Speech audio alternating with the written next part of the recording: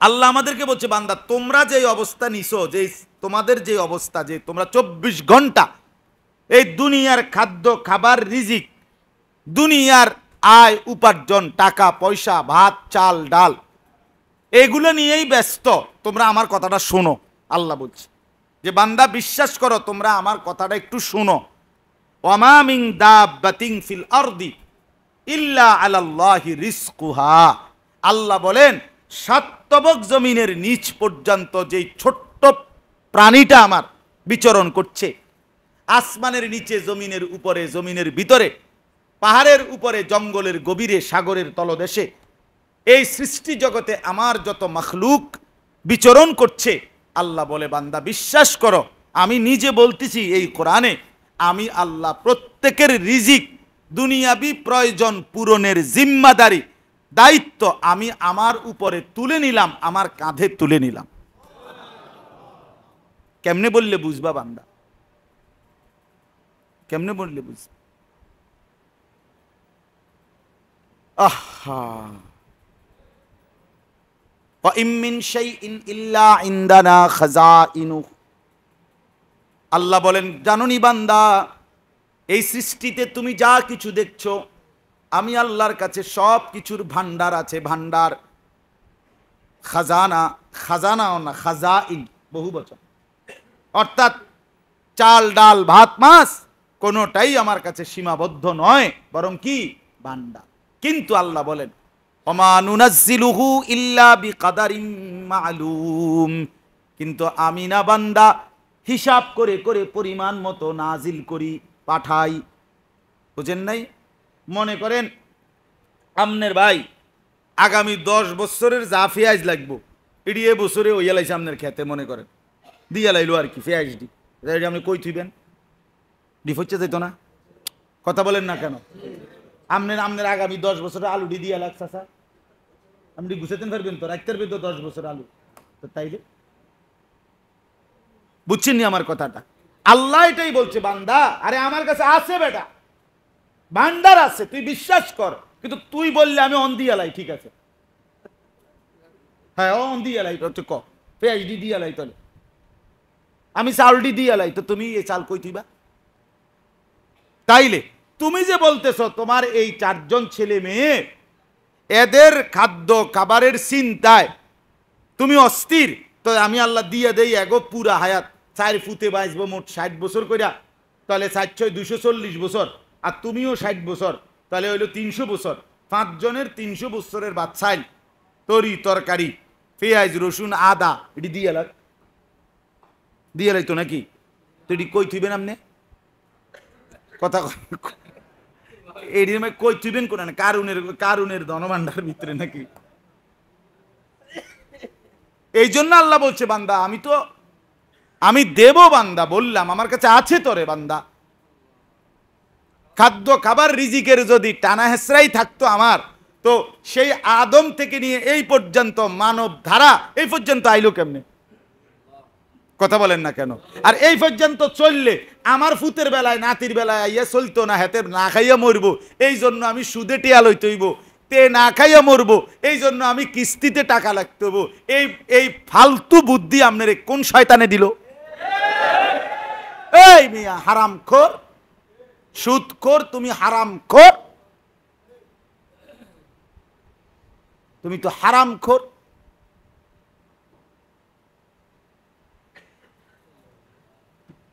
এই জন্য আল্লাহ বলছেন, বান্দা বিশ্বাস করো, আমি তোমাদের প্রত্যেকের রিজিকের দায়িত্ব নিলাম।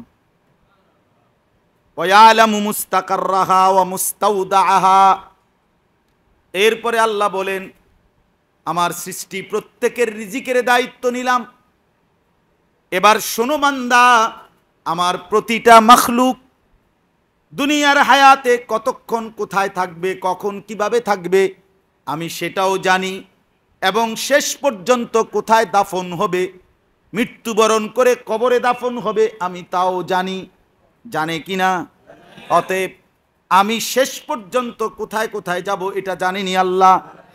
আল্লাহ বলেন, কুল্লুম ফি কিতাবিম মুবিন। সব কিছু আমি আল্লাহ আসমান জমিন সৃষ্টির 50,000 বছর আগে আমার লৌহে মাহফুজের তাকদীরে সব লিখে রেখেছি। হ্যাঁ, তোমার জবানে তোমার মুখে পর হাসি আসবে কয়বার এটা লেখা আছে, চোখের পানি পড়বে কয়বার লেখা আছে।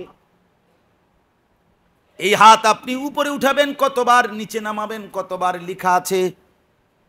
চোখের পলক পড়বে কয়বার লেখা আছে। শুধু আপনি আমি না, কসম খোদার, একটা ছোট্ট পিঁপড়া, আল্লাহর যত মাখলুকাত আল্লাহ ব্যতীত সব কিছুর তাকদীর লেখা আছে।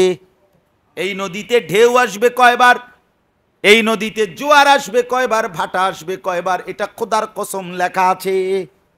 এই জন্য নদী মরে যায়, জোয়ার ভাটা বন্ধ হয়ে যায়, তার মানে শেষ। যেন নির্দিষ্ট সময়ে গাছ মরে যায়, যায় কিনা বলেন? সব কিছুর তাকদীর আছে। পিঁপড়াইটা আমার সামনে থেকে বাচ্চা চলে গেল, এবারটা টিপ দিয়ে মাইরে লাইলো, ঠিক কিনা বলেন? মশাই আমারও কামড়াইলো, ওরাও কামড়াইলো, কিন্তু আপনার কাছে গিয়ে আপনি মাইরে লাইলেন। রব্বুল আলামিন বলে লেখা আছে কোন হাতে মরবে। এটাই কথা। কুল্লুম ফি কিতাবিন মুবিন।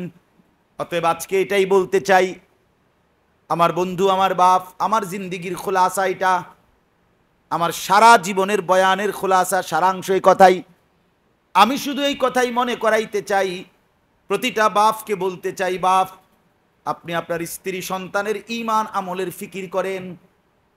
আপনার কাছে আমার অনুরোধ, ওয়ামুর আহলাকা বিসসালাহ ওয়াসতাবির আলাইহা। আল্লাহ বলে পরিবারের কর্তা ব্যক্তি তোমাকে বলছি, তোমার পরিবার পরিজনকে নামাজের আদেশ করো, নিজেও নামাজের উপরে মজবুত থাকো। আল্লাহ বলেন লা নাসআলুকা রিজকা, আল্লাহ বলেন রিজিকের জন্য আমি তোমার কাছে সুয়াল করি না, ভিক্ষা চাই না। রিজিকের জন্য কারো কাছে আমি হাত পাতি না, কেউ লাগবে না। নাহনু নারযুকুকা, আমি আল্লাহ একাই রিজিক দেব। দেবে কিনা? হ্যাঁ, দিচ্ছে কিনা? সামনে দেবেন কিনা? নাহনু নারযুকুক ওয়ালা তাকতুলু আওলাদাকুম খাশিয়াতা ইমলাক। আল্লাহ বলে ক্ষুধা দারিদ্র অভাবের ভয়ে সন্তান মেরে ফেলো না। নাহনু নারযুকুকুম ওয়া ইয়াহুম, বান্দা তোমাকেও রিজিক আমি দেব, সন্তান পরিবারকেও রিজিক আমি দেব। দেবে কিনা বলেন? আমার বাবা যেদিন মৃত্যুবরণ করেছে সেদিনও তো আমাদের রাত্রিবেলা রিজিক ছিল, ছিল কিনা বলেন? প্রত্যেকের ঘরেই যখন বাবা মা মারা যায় সারাদিন যদিও কাঁদে, রাত্রে তো ওই ছেলে পরিবার তারাও তো পরের বাসার থেকে আনা রান্না করা খাবার খায়। আল্লাহ বলেন একদিনও তো আমি আল্লাহ তোমার বাবার অবর্তমানে উপাস রাখি নাই। তো কেমনে বুঝলা? হ্যাঁ, কেন সুদে টাকা নিলেন? কেন কিস্তিতে টাকা নিলেন? কেন হারাম নিলেন? হারামের টাকা দিয়ে ছেলেটাকে বিদেশ কেন পাঠাইলেন? সুদের টাকা, কিস্তির টাকা দিয়ে কেন ছেলেটারে দোকান লইয়া দিলেন? তে আপনার আখেরাতের উপকার করবে? কথা বলেন না? না না, সবাই কইতেইব। তাইলে দুনিয়ার উপকার করবে? কি উপকার? 6 মাসের মাথার বিয়ে না করতে শুধু এবার অভিযোগ আর অভিযোগ, অভিযোগ। এই অজাতেরে কত কষ্ট হুজুর মানুষ করছি, ওটা বলে অজাতেরে মানুষ করছি। এটা ওইলুনি কথা, আমি অনেকেরই বলছি। কি ভাই আপনি চাচা কি কইলেন? আপনি প্রথম কইলেন এত অজাত, আবার কোন আপনি হেতরে মানুষ করছেন। তো মানুষ করলে আবার অজাত হয় কেমনে? অজাত হইলে মানুষ হয় কেমনে? কয় এই অজাতরে আমি কত কষ্ট কি করছি, মানুষ করছি। তারে বিয়ে করাইয়া 6টা মাস হইল না, তে অন রং বেরঙ্গের কথা কয়, তে অন রঙের গুড্ডি উড়া, বুঝছেন না? গুড্ডি উড়া হইতে নাটাই হের বৌরাতে, যেটা গুড্ডির সুতা যেটার মধ্যে থাকে আর কি। হায় হায় হায়, কি পরিমাণ সাংসারিক পেরেশানি বলেন! একটা দুইটা আমরা জানি না? আমাদের কাছে মানুষ প্রতিনিয়ত দোয়া চায়, বলে আহা, মায়ের অভিযোগ বউয়ের বিরুদ্ধে, বউয়ের অভিযোগ মায়ের বিরুদ্ধে, এই তো চলছে, এই তো ঠেলাঠেলি, এই তো লাগলো বউ শাশুড়ির যুদ্ধ, এই তো ঠেলাঠেলি।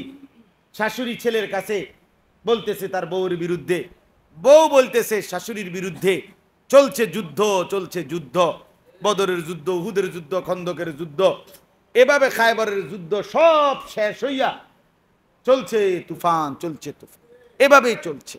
কখনো একটু সমঝোতা, কখনো আবার ধাক্কাধাক্কি। এই না কথাটা ভাইয়া? সুখ কোথায়? সুখ কোথায়? আল্লাহকে নারাজ করে সুখী হয় না, আল্লাহকে নারাজ করে সুখ মেলে না রে বাপ। অতএব আমি আপনাদের কাছে অনুরোধ করলাম, আল্লাহ তাআলা যেটুকু বলার সুযোগ দিছেন, মালিকের শুকর। আপনাদের কাছে আমি অনুরোধ করি বাপ, এই আপনারা যারা বসছেন বয়স্ক বাবা, আপনারা আপনাদের ছেলে মেয়ে স্ত্রীর ব্যাপারে, তাদের নামাজ রোজার ব্যাপারে আরেকটু যত্নবান হন।